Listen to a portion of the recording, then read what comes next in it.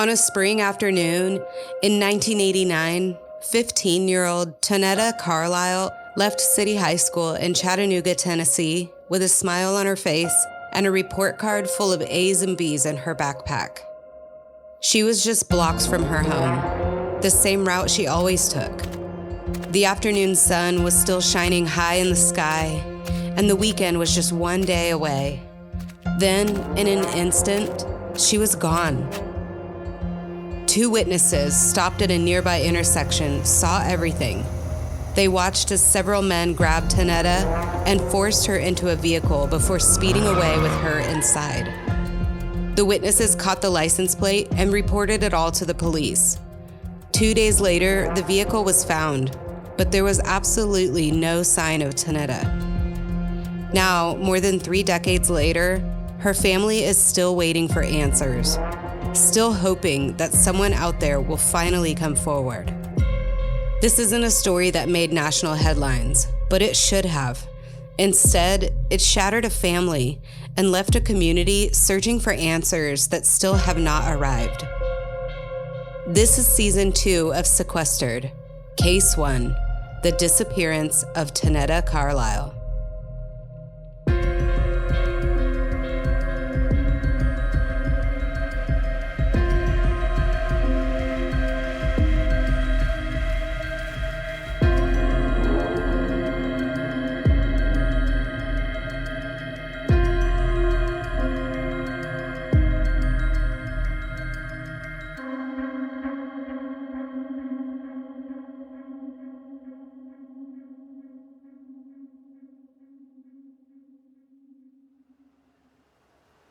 Tucked between the rolling Appalachian foothills and the winding Tennessee River, Chattanooga in the late 80s was a city with roots. Neighbors waved as they drove by. Everyone knew each other's names. Downtown hadn't yet become the bustling, trendy hub that it is today. On our website, sequesteredpod.com, we've posted a photo of a fisherman sitting on the rocky banks of the Tennessee River. This photo was taken on March 7, 1989, just 9 days before Tonetta disappeared. According to the Chattanooga Free Times Press, that exact area would be completely transformed in the decades to come into a tourism, business, and park district anchored by the Tennessee Aquarium, which would open just 3 years later in 1992. In 1989, Chattanooga was quieter. The kind of place where people left their doors unlocked and kids walked to school without thinking twice. There was pride in its factories, its football teams, and its churches. People worked hard, worshiped faithfully, and trusted that the world around them was safe. It was a time before cell phones, before Amber Alerts, and before every teenager had a digital footprint. But this picture doesn't represent the experience of all Chattanoogans at the time in 1989. While the civil rights movement had brought about significant legal changes by the 80s, Black communities, including those in Chattanooga, were still navigating a complex web of systemic inequities. In 1989, the aftershocks of segregation were still being felt. Laws had changed, but the structures around them hadn't caught up. The city's election system at the time made it nearly impossible for Black residents to gain meaningful representation in local government. Economic disparities were just as stark, with fewer job opportunities, chronically underfunded schools, and neighborhoods that were consistently overlooked and under-resourced. For many Black families in Chattanooga, daily life meant navigating these barriers while still pushing for progress that too often came slowly, if at all. This was the world that 15-year-old Tonetta Carlisle moved through every day. She was a freshman at City High School, and from all accounts, she was smart, outgoing, and funny. She loved writing poetry and listening to 80s hip-hop. Artists like Keith Sweat, Bobby Brown, and Janet Jackson were some of her favorites. Tonetta lived with her mom, Noni, and her older brother, Daryl, just about a mile from the school. And like a lot of kids that age, she was stepping into her own independence. You know that sweet spot between childhood and the freedom of being a teenager? I also grew up in the 80s, and it seemed like we were all free range back then. They were the days of roaming your neighborhood, hopping on your bike, and staying out until the streetlights buzzed on. Things felt simple, even if they weren't.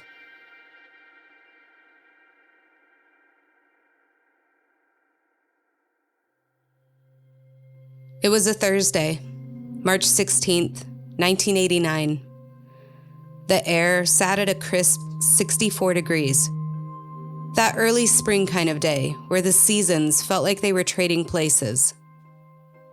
That afternoon, the final bell rang at City High, echoing through the hallways.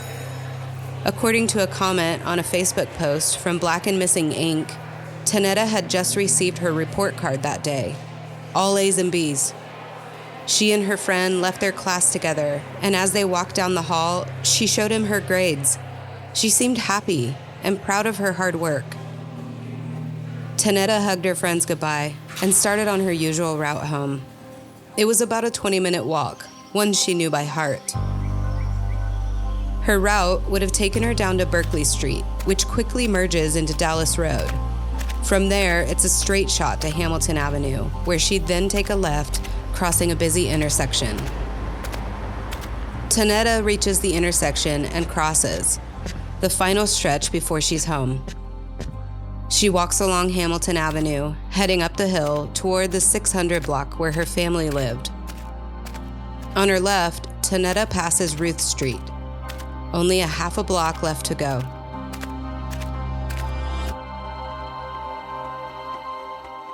I wonder what she was thinking about as she walked.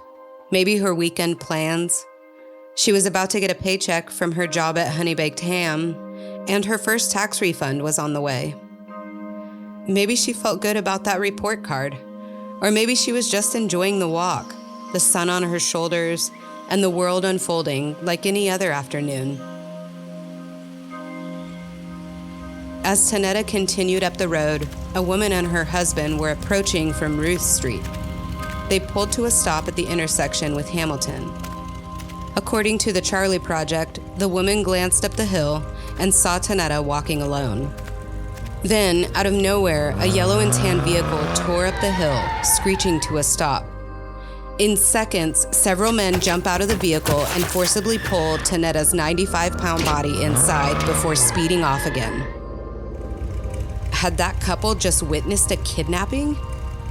Without hesitating, the couple pulls off in pursuit of the vehicle, desperate to keep it in sight. Thankfully, they caught a glimpse of the license plate number just before it disappeared into traffic. Tennessee tag LKH 920. The couple immediately contacted the police and reported the abduction. And that was the last time anyone ever saw Tonetta Yvette Carlisle. Back in March of 1989, a woman saw several suspects jump out of a tan and yellow vehicle and force a petite girl inside. She weighed only 95 pounds.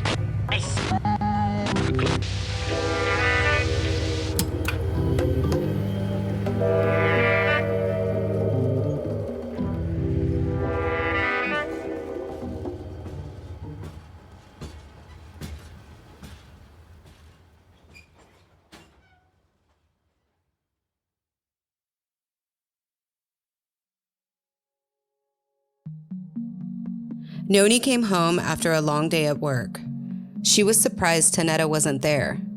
Maybe she'd stopped by a friend's house. Maybe she'd lost track of time. But according to a Local 3 news article, Noni called her son Daryl at 10 p.m. and told him that Tonetta had not made it home yet. Daryl was trying to think rationally. She's 15, maybe she's out with her friends. But as the minutes and hours passed, they knew something wasn't right. Noni and Daryl went out into the now cold March evening, retracing Tonetta's usual route, from home to school and back again. Block by block, they called her name, checking every logical space along the way. But there was no sign of her.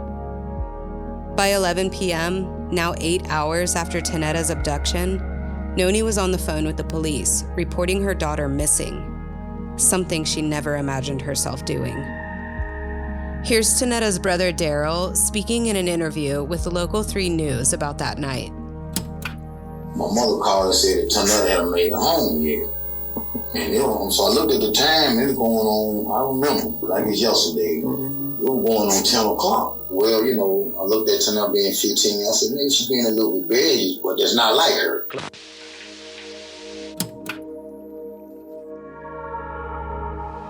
The Chattanooga Police Department recorded Tonetta's missing persons report on the evening of March 16th.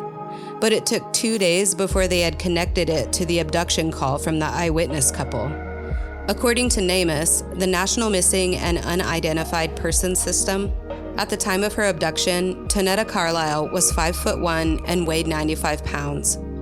She had curly hair that was short on the top and sides and was longer in the back. She had brown, almond-shaped eyes, and on the day she disappeared, she was last seen wearing a pink blouse with white stripes, a denim skirt, and white tennis shoes. The license plate number the couple gave to the police led to a Plymouth Colt registered in Chattanooga, Tennessee. It wasn't a well-known car, but this one would soon become central to the investigation. More importantly, it would become clear that this was the vehicle the witnesses had seen. Side note here, most reports we've seen call this vehicle a van, but after a little digging, we believe it was likely a mid-'80s Plymouth Colt Vista, which is shaped more like a small SUV or a minivan. Police have never released a photo of the suspect's vehicle, and again, this is just a guess based on the descriptions we've read, but if you're curious, we've posted a picture on our website of what we believe the vehicle may have looked like. You can check it out at SEQUESTEREDPod.com. The Plymouth Colt led police to a man named Jeffrey Lamar Jones, a man who, as it turns out, was a convicted rapist, recently released after serving 8 years for an aggravated sexual assault charge. Here's a clip from WTVC News Channel 9. 18-year-old Tonetta Carlisle was abducted 24 years ago. In the days following, police and volunteers launched a massive search. At the time, Tonetta was a freshman at City High School and was walking home to Hamilton Avenue. Back in March of 1989, a woman saw several suspects jump out of a tan and yellow vehicle and force a petite girl inside. She weighed only 95 pounds. Now, that extensive search followed. The car came back to Jeffrey Jones, who had served 8 years for rape. Her body, or Tonetta herself, have never been found. The neighborhood was shaken. A girl was taken in broad daylight.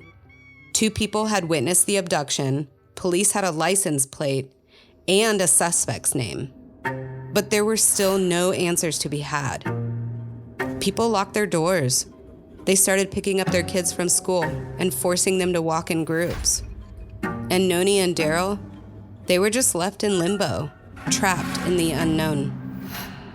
Their family home suddenly felt too quiet, and there was no sign of Tonetta anywhere.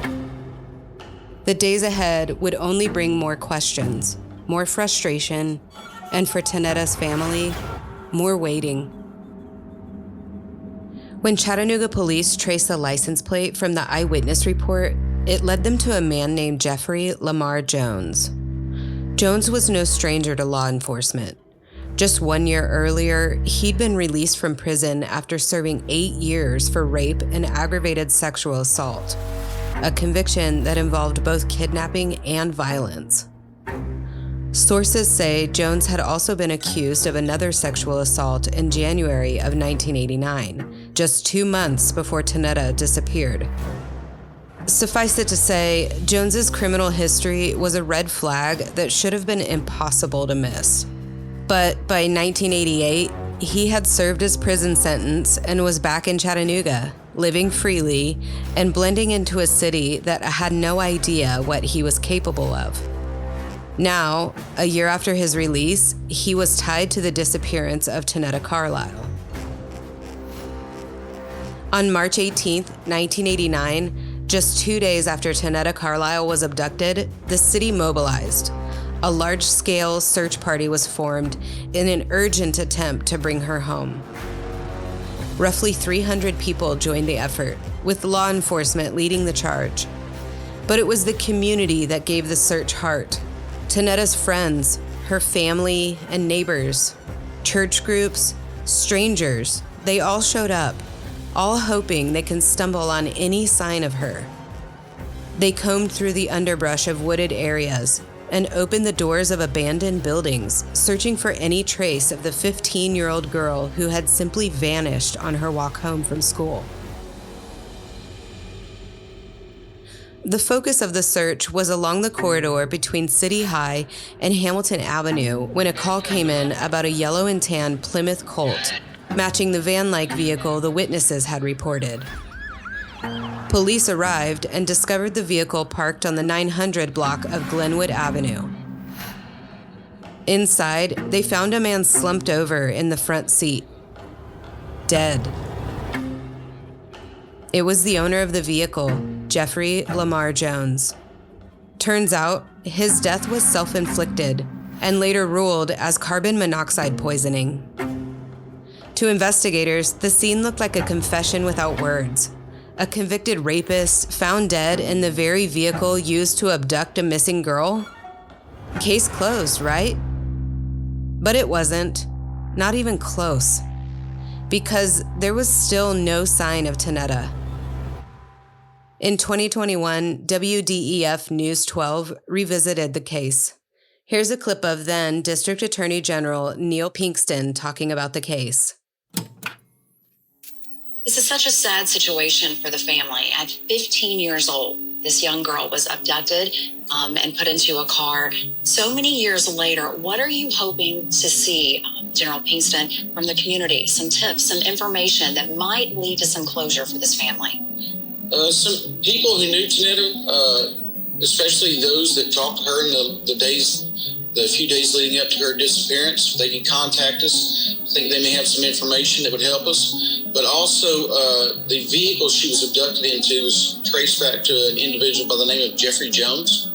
And if people knew him well, if they could reach out to us and talk about those days leading up to her abduction and disappearance.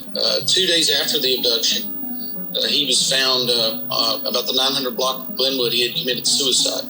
So that development's interesting in light of the fact that she was abducted in his vehicle 2 days prior. Jones's vehicle was processed for evidence in hopes of finding anything that could lead to Tonetta. But not a single hair was found, not a fingerprint, nothing. To this day, the car remains in police custody, silent, just like Jones. And here's something else we can't ignore. According to the eyewitnesses, there wasn't just one man present. There were several involved in this abduction. We don't know if Jones was the driver. We don't know if he was one of the men who jumped out and pulled Tonetta inside, or if he orchestrated the entire thing from the shadows. But what we do know is this: he didn't act alone. Whoever was with him that day, they're likely still out there. And the odds are someone knows exactly who they are. So the question becomes, if Jeffrey Jones ended his own life that day, did he take the truth with him? Or are the final pieces still out there, waiting to be found, waiting for someone to speak?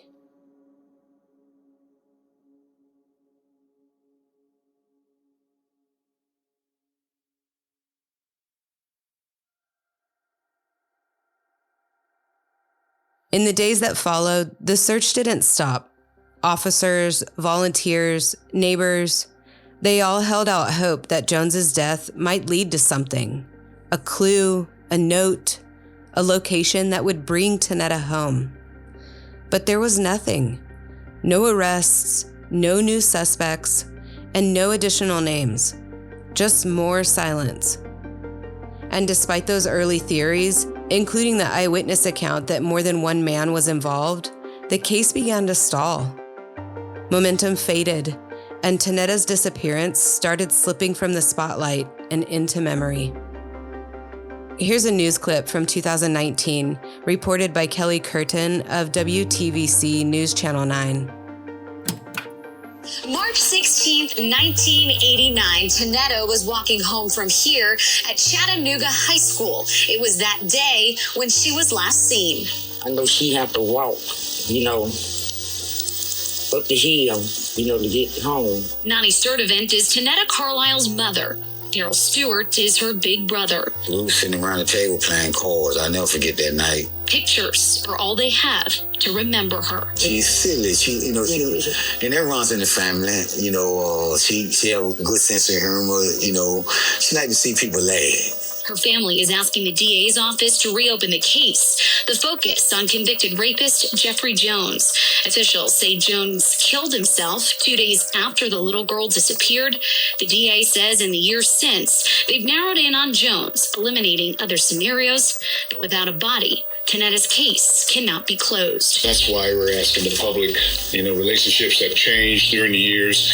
You've had to change your heart over the years, and you may have information that you've been holding back for several years. It's sad, it's real sad that someone can be that cold-hearted to steal a person, from another person. The hope someone will speak up. My mother may be gone, I may be gone, but one day it's gonna come. To finally solve this case.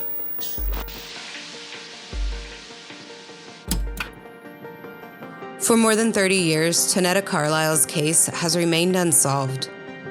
But in August of 2019, then Hamilton County District Attorney General Neil Pinkston reopened the investigation. He believed it was still solvable. In a news interview, Pinkston said, quote, "I believe Jeffrey Jones is an important piece of the puzzle. We would like to hear from anyone who has any knowledge of Jeffrey Jones, specifically within the last year or so before he committed suicide," end quote.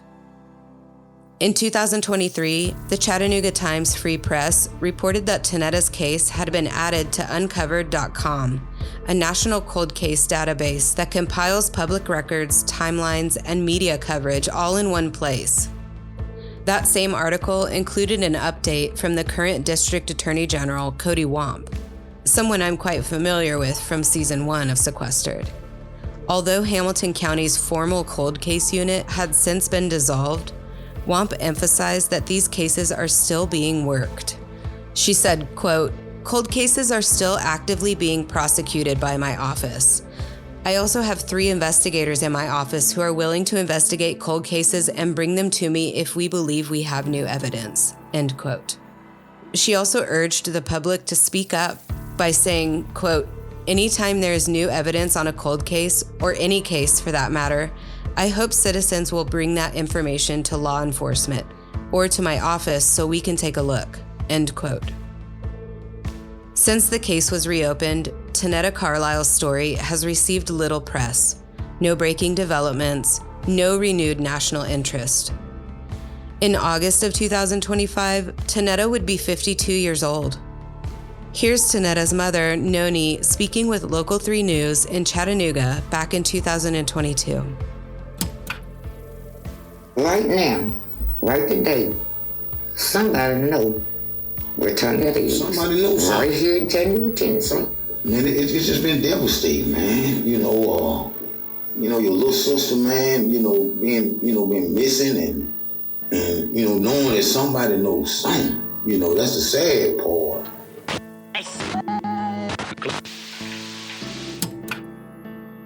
This case doesn't end with one suspect. There's more to the story than Jeffrey Jones. He wasn't the only person involved, or if he was, the evidence never proved it. Police may have treated his death as the end, but in truth, it should have been the beginning of something deeper. Jones's identification marked the start of an investigation that never really happened. So the question still stands. Who was involved in the disappearance of Tonetta Carlisle? And why, after all these years, do we still not know?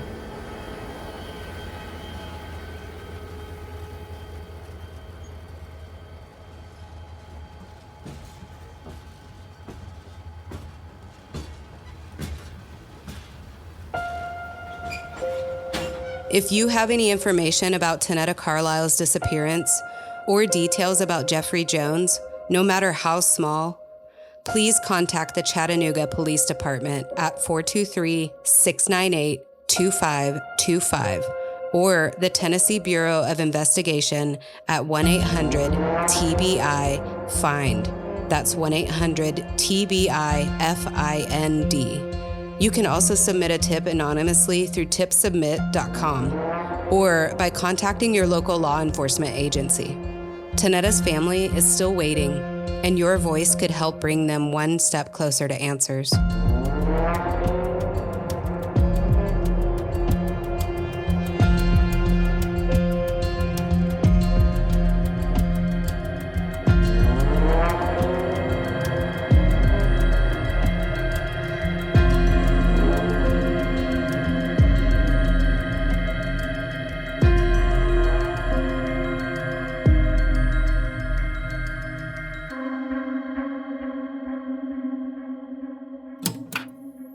Over the last 24 years, Noni has thought about her daughter every day, and she desperately wants some kind of closure.